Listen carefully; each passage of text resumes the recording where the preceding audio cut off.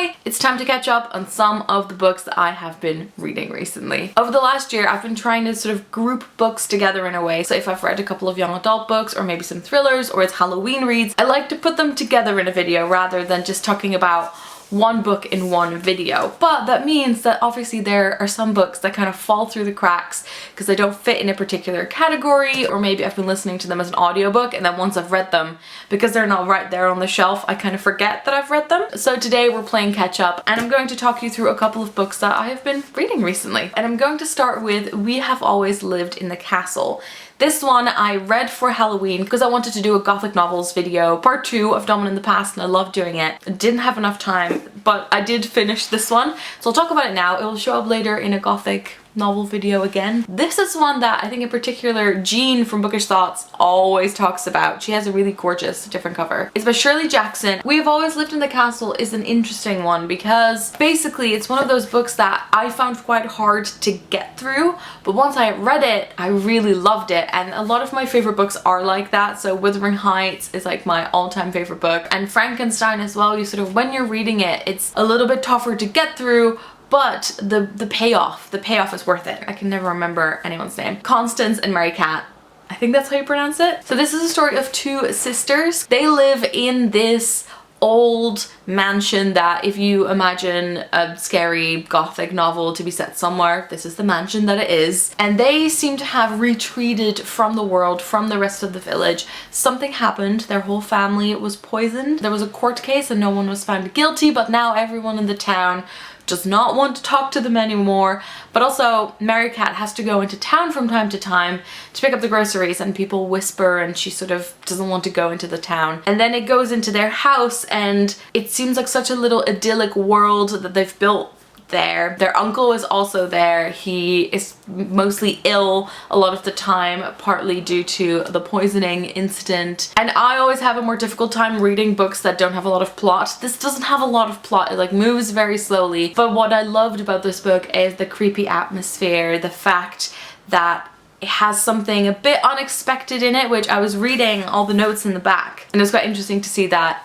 a lot of people that read this for the first time sort of are taken through it in the same way, and when you look back on it you think, I can't believe I didn't catch this. It is actually quite short. I think it's 140 pages. It is one that once you've read it, it will 100% stick with you. I wonder if it's ever been adapted into a film or a play or something, because I feel like it would be quite good for that. I have 2 more Shirley Jackson books that I really want to read that I haven't read yet. So there is Dark Tales, which is a collection of short stories, and then there is The Haunting of Hill House. I actually don't know what that one is about, but that was my first Shirley Jackson. Very interesting, really enjoyed it, and excited to read more. The next one is one that I listened to as an audiobook, and I would highly recommend you listen to it as an audiobook. And it is Why I'm No Longer Talking to White People About Race by Rennie Edo Lodge. Now this is a book I had my eye on for a really long time, and then when I realized that the author was reading her own audiobook, I thought this would be a really good one to listen as an audiobook. This is probably a book that you've heard lots of people talk about and like seen lots of people pick it up, and it is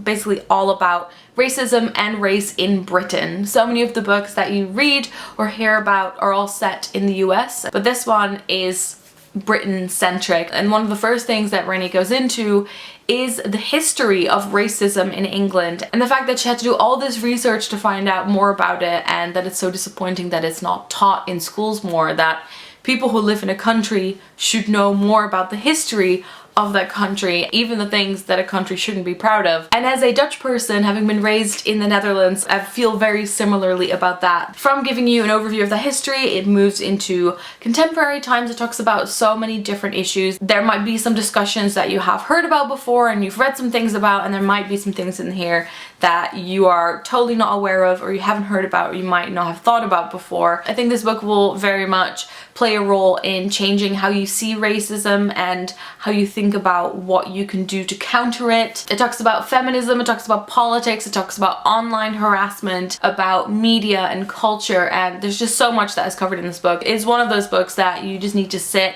be open to it, and just let it all sink in. Next up, there is Genuine Fraud by E. Lockhart. I've talked about this a little bit before, but I wanted to give it a bit of space in a review video because I absolutely Love it. I've recently reread it as well. This one is tricky because there's so much spoiling to be done.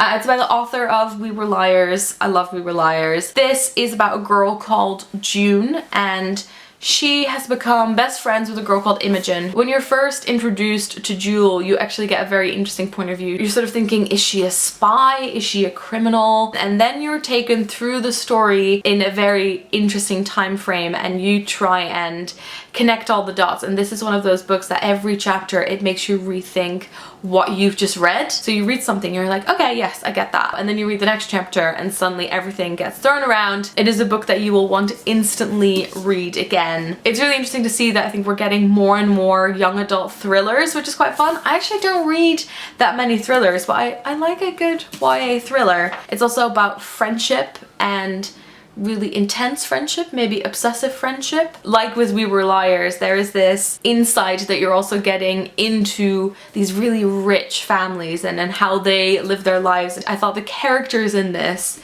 were really interesting, the way they play off each other and what happens when they're put under a lot of stress. For me, it was one that I just really adored, and I can see myself reading it again, and I'm just very curious to see what E. Lockhart is going to write next. And the final book I read is also one that I listened to, so I don't have it here. It is a gorgeous copy. I've seen lots of different editions in bookshops, and I wish I had a physical copy, but it is The Underground Railroad by Colson Whitehead. I'm just on the GoodReads page, and it was apparently part of the 2016 selection of Oprah's book club, and I've been really curious to pick it up again. I saw there's an audiobook, and I thought that this might be a good book to listen to, but I actually think that I probably would have preferred this book as a physical copy, and I'll explain why. This is a story of a slave called Cora. She meets another slave called Caesar, and they escape a plantation together, and then it's about their or her journey from there. And part of it is that it imagines the Underground Railroad in the US as a real railroad. Now, I've been talking to several people about this, and I think outside of the US a lot of people haven't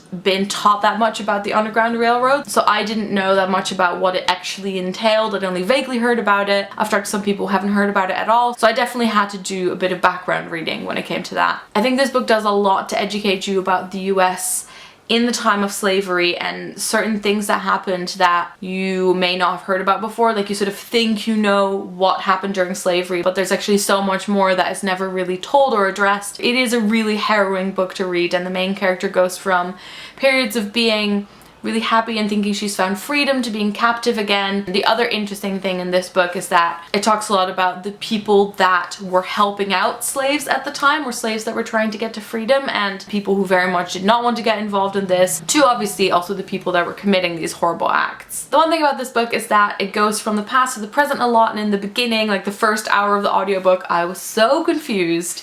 Finally sort of got the hang of it, so I think it would have been easier in a physical book, because then when you turn the page you kind of know what's going on. Also, the way you get to know the characters in this book, I feel like you don't get to know that much about them. I feel like this one is beautifully written and very much plot driven, but the emphasis is on that. But other than that, definitely recommend this one as well. Alright, I think I'm going to leave it at that. Those are some books that I've been reading recently. I'll put links to them in the description as always. It's getting to the time where I almost have to do my favorite books of the year video, so I'm thinking about that a lot as well. But yeah, that's it for today. Thanks so much for watching, and I will talk to you later. Doei!